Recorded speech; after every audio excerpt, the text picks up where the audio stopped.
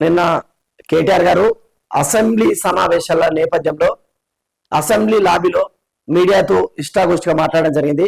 అక్కడ రిపోర్టర్లు అడిగిన కొన్ని ప్రశ్నలకు ఆయన సమాధానం ఇవ్వడం జరిగింది.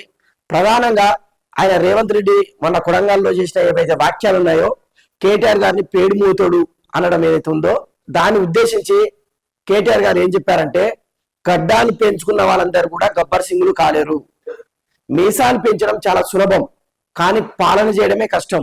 సో ఇప్పటి నుంచైనా రేవంత్ రెడ్డి గారు ఈ పరుష పదజాలం బంద్ చేసి, ఈ వ్యక్తిగత దూషణ బంద్ చేసి, పాలన పైన ఇంకా చెప్పాలంటే బాడీ షేమింగ్ బంద్ చేసి పాలన పైన కాన్సన్ట్రేట్ చేయాలని కేటీఆర్ గారు చెప్పడం జరిగింది. అయితే కేటీఆర్ గారు చెప్పడమే కాదు, యావత్ తెలంగాణ ప్రజానీకం మొత్తం కూడా రేవంత్ రెడ్డి భాష పట్ల చాలా అసంతృప్తిగా ఉన్నారు.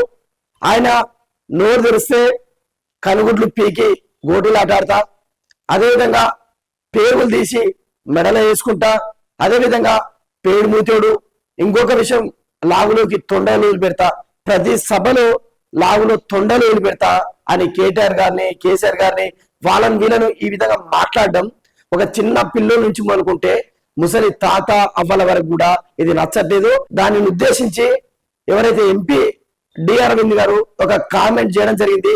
అది సోషల్ మీడియాలో వైరల్ అయిపోతుంది. ఏమో అంటే తొండలు దొరకొడతాను. తొండలేందుకు దొరకొట్టడు, నువ్వు గిత్తే ఉంటావు నువ్వే జొర్రు. తొండలేందుకు దొరకొట్టడు, నువ్వు గిత్తే ఉంటావు నువ్వే జొర్రు. ఎందుకు రేవంత్ రెడ్డి నువ్వు వాళ్ళ లాగులకు వీళ్ళ లాగులకు తొండలు పెట్టేది? నువ్వు గింతే ఉన్నావు కదా రేవంత్ రెడ్డి, నువ్వే వాళ్ళ లాగులోకి జొర్రొచ్చు కదా అని ధర్మపురి అరవింద్ అంటే, ఈ రోజు సోషల్ మీడియాలో అందరు నవ్వుకుంటారు. మంచి మాట అన్నాడు అరవింద్ అని దాని గురించి పాజిటివ్ గా కూడా కామెంట్ చేస్తున్నారు. అంటే ఒక ముఖ్యమంత్రి స్థాయి వ్యక్తి ఈ విధంగా మాట్లాడడం ఎందుకు, ఆ విధంగా ఇతరులతోటి తిట్టించుకోవడం ఎందుకు, ఎంత ఉద్దేశం ఉంది?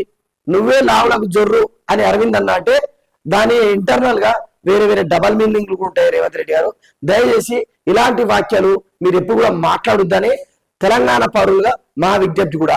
అదేవిధంగా కేటీఆర్ విషయానికి వస్తే, కేటీఆర్ ఏదైతే గడ్డం మీసాల గురించి మాట్లాడాడు, అదేవిధంగా కేసీఆర్ గారికి రేవంత్ రెడ్డి వచ్చి కరచలనం ఇవ్వడం, దాని గురించి ప్రస్తావిస్తే ఇప్పుడున్న సంస్కారం రేవంత్ రెడ్డి గారు అసెంబ్లీలో కేసీఆర్ పట్ల ఏదైతే సంస్కారం చూపించిండో బయట కూడా ఇదే విధంగా చూపించాలి.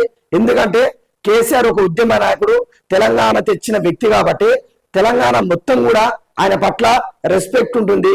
ఇదే విధంగా రేవంత్ రెడ్డి కూడా బయట కూడా ఇదే సంస్కారం చూపించాలని ఒక సబ్జెక్ట్ కూడా మాట్లాడడం జరిగింది. ఇక మెయిన్ గా నిన్న అసెంబ్లీలో జరిగిన విషయం ఏంటంటే పాలమూరు రంగారెడ్డి ప్రాజెక్టు. ఈ పాలమూరు రంగారెడ్డి ప్రాజెక్ట్ లో కాంగ్రెస్ వర్సెస్ బీఆర్ఎస్ ఒకరిపైన ఒకరు నింద వేసుకుంటూ కాలక్షేపం చేస్తున్నారు. అదే కేటీఆర్ దీని గురించి ఏం మాట్లాడినంటే, అప్పుడు ఉమ్మడి రాష్ట్రంలో ఉన్నప్పుడే కృష్ణా జలాల్లో 299 టీఎంసీలు ఒప్పందం నాటి ప్రభుత్వం, కాంగ్రెస్ ప్రభుత్వమే ఉన్నప్పుడు కూర్చుకుంది. మరి ఈ రోజు రేవంత్ రెడ్డి వాళ్ళ పాత బాస్ చంద్రబాబు నాయుడు మాటలు కట్టుబడి ఈ పాలమూరు రంగారెడ్డి ప్రాజెక్టు పనులు జరగకుండా పడుకోబెట్టారని ఒక ప్రధానంగా ఆరోపణ చేశాడు. అయితే ఈ పాలమూరు రంగారెడ్డి ప్రాజెక్టు ఎస్పెషల్లీ చర్చ మొత్తం పాలమూరు రంగారెడ్డి ప్రాజెక్టు గురించే. పాలమూరు రంగారెడ్డి ప్రాజెక్టు సక్సెస్ అయితే పేరు మొత్తం కూడా కేసీఆర్ గారికి వస్తుందని వాళ్ళ బాస్ చంద్రబాబు నాయుడు గారు చెప్పారు కాబట్టే ఈ పనులను అర్ధాంతరంగా బంద్ పెట్టారు రేవంత్ రెడ్డి అని కూడా కేటీఆర్ గారు ప్రధాన ఆరోపణలు చేశారు.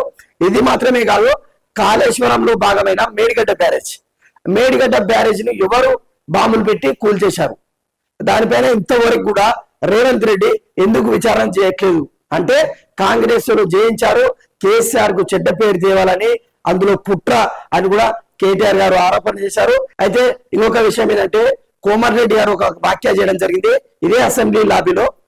కేసీఆర్ సభ మొత్తం ఉంటాడు అనుకుంటే ఇలా వచ్చి అలా వెళ్ళాడు, కేసీఆర్ ఇంకా ఉంటే చాలా బాగుంటుండే అని ఎవరైతే కోమారెడ్డి చేశాడో వ్యాఖ్యలు, దానికి కౌంటర్ గా కేటీఆర్ చిన్న ప్రెస్ మీట్ పెడితేనే కేసీఆర్ మీకు ముచ్చమటలు పట్టాయి, అలాంటి ఆయన అసెంబ్లీలో మొత్తం ఉంటే మీరు తట్టుకోగలుగుతారా? ఇప్పటికే కేసీఆర్ వచ్చిందని మీరు పేరాలు సబ్జెక్ట్ ప్రిపేర్ అవుతున్నారు, సో ఆయన ఎక్కువసేపు ఉంటే మీరు తట్టుకోలేరని కోమారెడ్డి గారికి కేటీఆర్ కూడా కౌంటర్ ఇవ్వడం జరిగింది. అయితే ఇంకొక రిపోర్టర్ ఏమడిగినంటే, ఎవరైతే బీఆర్ఎస్ నుంచి పార్టీ మారారో వాళ్ళు మళ్ళీ మీ పార్టీలోకి వస్తే తీసుకుంటారా అని గోల బాలరాజ్ ఆ సైదిరెడ్డి పేర్లు వాళ్ళు చెప్పడం జరిగింది. అయితే కేటీఆర్ ఏమన్నాడంటే ఎక్కడైతే గోలబాలరాజ్ సైదిరెడ్డి ఉన్నాడో అక్కడ కూడా ఇన్ఛార్జ్ లేకున్నా కూడా బీఆర్ఎస్ పార్టీ బలపరిచిన అభ్యర్థులు సర్పంచులుగా చాలా మంది గెలవడం జరిగింది. ఇప్పుడు గోలబాలరాజ్ ఏదైతే గోలబాలరాజ్ పార్టీ మారిండో బీజేపీ, అక్కడ అచ్చంపేట కాన్స్టిట్యున్సీ లో 2 లేదా 3 స్థానాలు కూడా ఆయన బీజేపీ గెలిపించుకోలేక అలాంటి ఘోరమైన దుస్థితిలో ఉన్నాడు. ఇంకా చెప్పాలంటే నేను కూడా ప్రత్యక్షంగా చూశాను. గోలబాలరాజ్ ప్రాతినిధ్యం వహిస్తున్న అచ్చంపేటలో కేవలం 2 స్థానాలు బీజేపీ బలపరిచిన అభ్యర్థులు గెలవడం జరిగింది. అది కూడా బీజేపీ కంచుకోటగా ఉన్న గ్రామాలే తప్ప అక్కడ ఎటువంటి గోలబాలరాజ్ ఇంపాక్ట్ లేదు, ఇది క్లియర్.